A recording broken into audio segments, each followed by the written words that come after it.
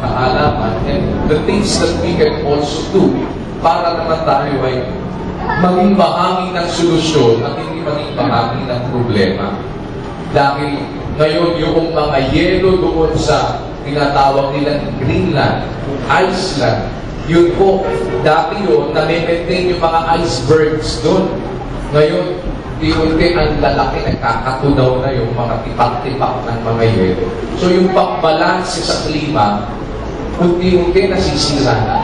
Ang ozone layer na nagkaroon ng butas na malaki sa Antarctica, tuloy-tuloy din po ngayon ang paglaki mo dahil sa napakaraming polusyon na dala-dala ng ating kapaligiran. Kaya kung loloobin ng Diyos, ako din po ay nag-aanyaya sa inyo. Sa darating na Oktubre, meron tayong gagawin po na ito po yung ating 30th anniversary ng programa Ang Dating Daan. Kung loloobin ng Diyos, ng October. At bahagi po ng ating gagawing programa doon ay yung tatawagin natin Add 3. Ibig sabihin, add tapos 3 na puno.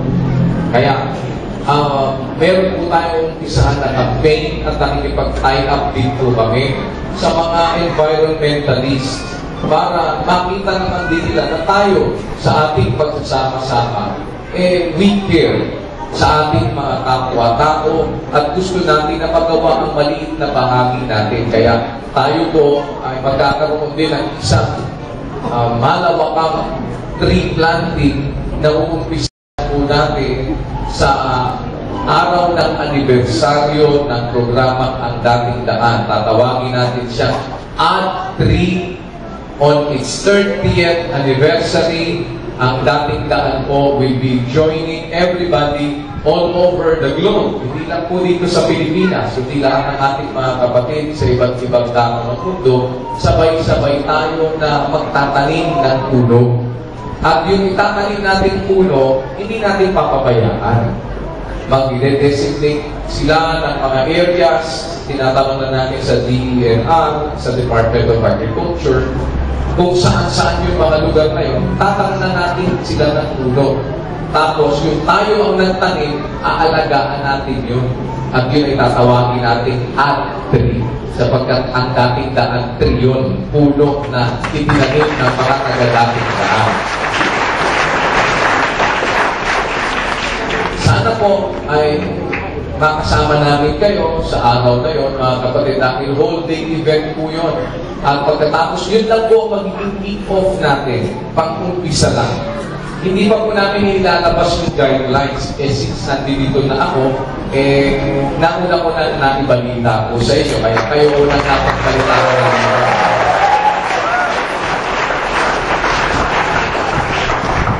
yun po kasi ay maghapon na gawain. At ang mga kasama doon, lalabas tayong lahat. Ang lahat ng mga kaanin sa Dating Daan, sa Church of God International, ay lalabas para gumawa ng kabutihan sa maghapon na yon sa lahat ng ating mga kapwa-tao na pwede natin magawa ng mabuti. Kaya yun kung araw na yun ay celebrate natin, may mga identified projects. Alam naman ninyo, yun ang ating kampanya sapagkat alam natin na ang paggawa ng mabuti ay hindi pagbubunga ng masama. Kaya sa araw na yon, iba-iba po, i-identify dito sa inyong lugar. Halimbawa, itong lokal na to, dito kayo mag-assemble.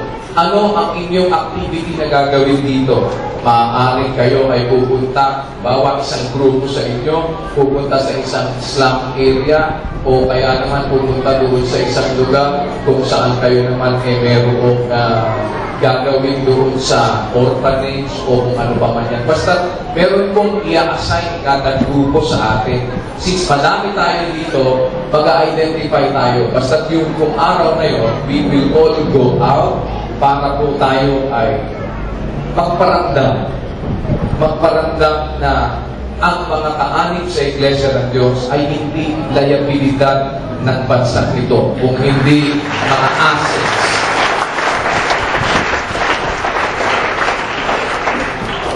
Yun kasi tinuturo sa atin eh. We don't mean any harm sa ating mga kapwa. Ang gusto natin, makitanim sa bawat isa sa atin, yung kabutihang gusto ng Diyos na makita at maipalagana. Kaya loloobin ng Diyos, maasa po ako mga kapatid, na nandyan ang inyong pagsuporta sa proyektong ito na ating pong gagawin coinciding with the 30th year anniversary ng Ang Dating Daan. Kaya dito sa lugar ninyo, mga kapatid, natutuwa po ako at maibabalita ako sa kapatid na Eddie na at least maayos na itong lugar ninyo ngayon dito. Tinayos sa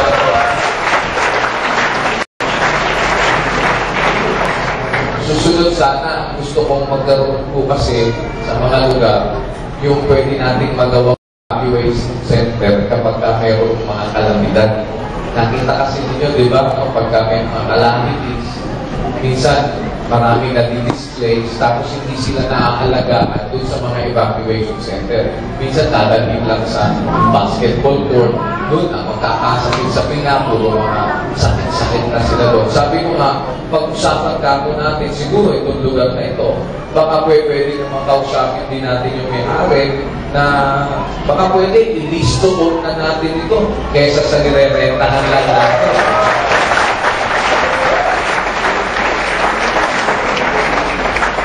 Ganito po kasi mga kapatid, ang praktikalidad na sinasabi natin, kagaya nung binabanggit ko sa ibang lugar, isipin ninyo, magre-renta tayo ng isang place, malaki.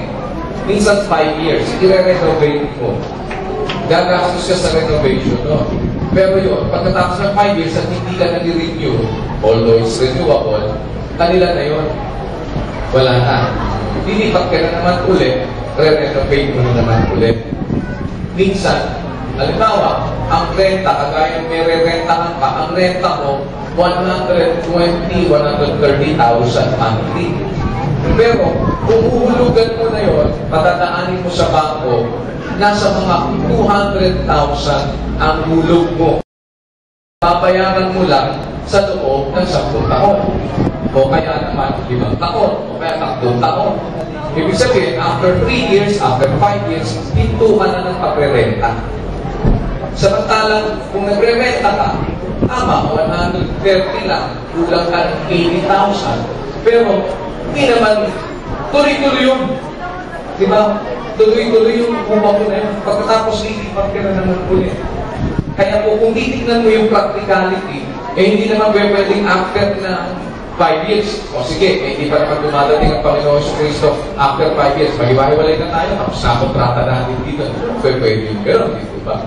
Kaya kung tinignan mo yung practicalidad, mas practical pa yung gano'n. Nakita namin doon sa transient kasi naghahanap kami ng re-rentahan. Pag magre-rent kami, abot ng mga 200 yung transient na re-rentahan namin.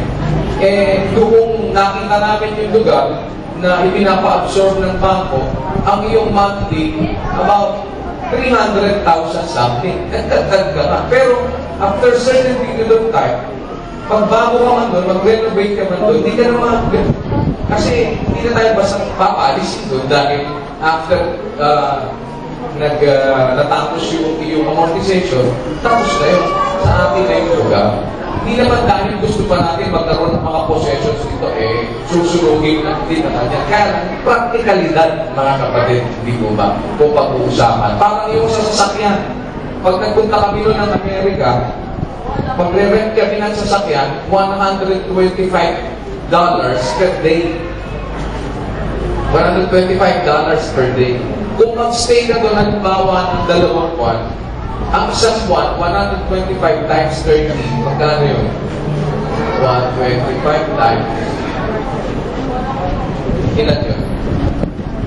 Kasi yung 10, 1, 2, 15, 5, 3, 7, $3,750. $3,750 yung isang buwan. Doon, pag kumuha ka ng kotse doon, ng hulugan, hindi ka magbabayad ng down payment. Pwede yun. Credit card lang, pwede yun. Ang hulog monthly, $225. Ano, mas practical. Diba? So, tinitingnan mo din yung practicalidad.